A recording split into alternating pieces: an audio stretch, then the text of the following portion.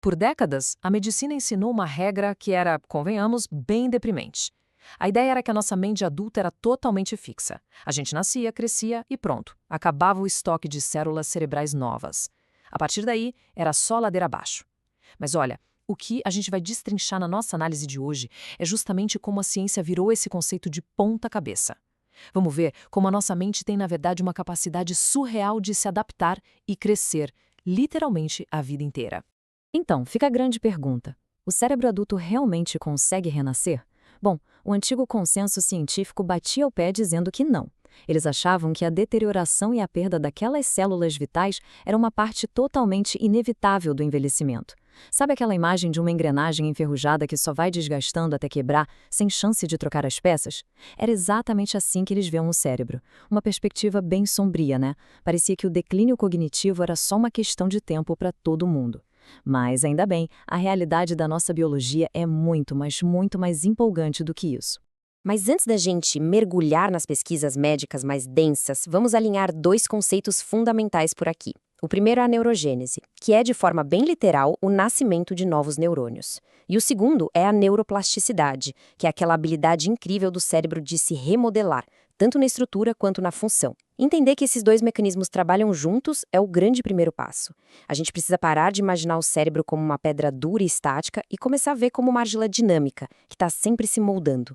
Toda essa teoria de argila dinâmica ganhou uma base sólida lá em 1998 por causa do trabalho absurdamente revolucionário de um pesquisador chamado Peter Erickson. Para conseguir provar sem sombra de dúvidas que novas células são criadas no cérebro adulto, a equipe dele usou um marcador especial chamado BRDU em pacientes com câncer. E a sacada genial aqui foi a seguinte: esse BRDU só gruda no DNA quando as células estão ativamente se dividindo. Então, ao analisar o tecido cerebral desses pacientes, bum! Os céticos ficaram sem palavras. A evidência estava lá, irrefutável, de que novas células estavam nascendo na mente de pessoas adultas.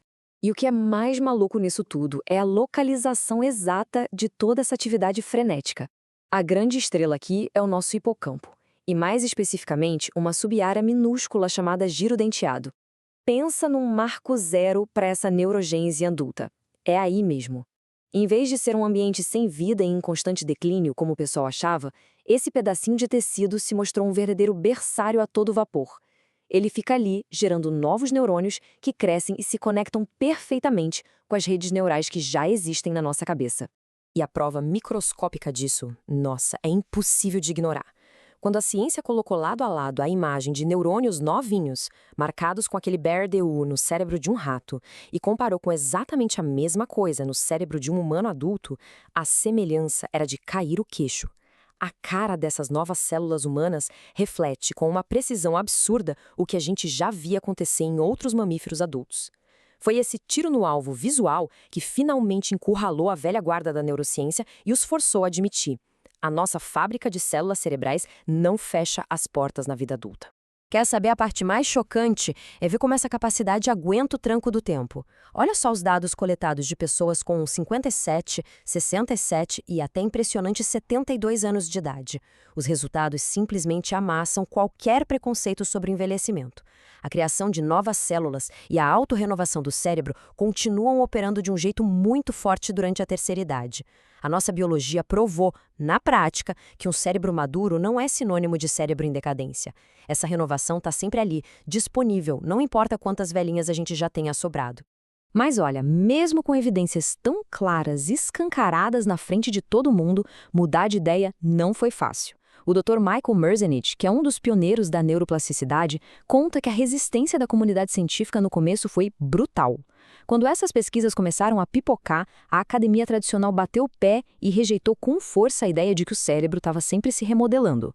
Dizer que a nossa máquina biológica mais complexa podia se consertar e evoluir sozinha parecia uma heresia total na medicina da época. Foi preciso um esforço gigantesco para virar esse jogo de opiniões. E por que toda essa quebra de paradigma importa tanto na prática?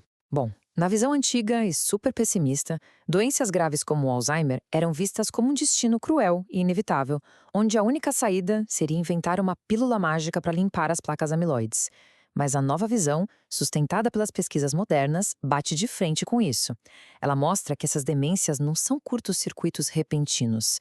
Na verdade, elas são o estágio final e catastrófico de uma longa cadeia de plasticidade negativa. Pois é, o cérebro tem esse detalhe. Ele também pode se moldar para o pior. Para a gente ter noção do custo bizarro de ter ficado preso naquele paradigma antigo por tanto tempo, é só olhar para um número que chega a dar arrepios: 450. Ocorreram mais de 450 ensaios clínicos fracassados e bilhões de dólares foram jogados pelo ralo na busca desesperada por uma cura milagrosa para o Alzheimer, que tentava focar só nos sintomas lá no final da doença. É um preço altíssimo que a medicina pagou por ignorar a raiz do problema, que está totalmente fundamentada nas regras de como o nosso cérebro vai se adaptando de forma negativa com o passar das décadas. E o Dr. Merzenich tem uma analogia perfeita para explicar essa situação. Ele não vê esse declínio cognitivo como uma sentença instantânea, mas sim como um desastre iminente. É tipo assistir a um trem descarrilhando em câmera lenta. É um declínio implacável, sim, das nossas habilidades, mas é muito gradual. E o pulo do gato nessa história toda está justamente nessa palavra, gradual. Se o declínio é só um processo plástico de passos contínuos para trás, isso quer dizer que a gente pode totalmente prevenir a catástrofe final antes de o trem bater. O que leva a gente a uma das descobertas mais libertadoras da neurociência moderna. O Dr. Merzenich cravou que nós temos, de fato, o poder de mudar a chave da plasticidade de declínio para crescimento. É algo real e tangível. Saber que essas pioras graduais não são um destino escrito em pedra devolve o volante totalmente para as nossas mãos. Já que o cérebro opera por regras que a gente pode dobrar e moldar, com a estratégia e a disciplina certas, a gente consegue redirecionar toda essa arquitetura neuroquímica para o fortalecimento, reescrevendo completamente a trajetória do nosso próprio envelhecimento. Certo, mas na vida real, como a gente inverte essa chave? A solução que a ciência dá é até que bem direta. O passo número 1 é pisar no freio e interromper as rotinas que causam esse declínio. O passo número 2 exige ferramentas afiadas, a adoção de programas de treinamento intensivo guiados por computador. E longe de serem meros passatempos, tá? São estímulos calculados milimetricamente para servirem como gatilho exato da remodelação neural. E o grande prêmio de tudo isso, o passo 3, é conseguir o restabelecimento real e o aumento da integridade estrutural da mente. Quando a gente foca de verdade nessa plasticidade positiva, os benefícios biológicos são profundos. A gente nota logo de cara um aumento daqueles neurotransmissores essenciais, a própria estrutura física e a resiliência do cérebro melhoram a olhos vistos, e a velocidade de processamento das informações fica muito mais afiada e clara. Na prática, é literalmente como se a gente estivesse construindo um escudo poderoso em volta da saúde orgânica do nosso cérebro, uma manutenção preventiva de primeira linha na nossa máquina biológica, feita na base de estímulo e foco. Bom, se a ciência já bateu o martelo de que a nossa mente tem essa capacidade extraordinária de se remodelar e criar células novas, literalmente do berço até o túmulo, sobra uma única reflexão profunda para a gente fazer. Em qual direção a sua neuroplasticidade está agindo neste exato momento? Porque as atividades, as interações e os desafios de todo santo dia estão agora mesmo esculpindo a capacidade cognitiva do amanhã.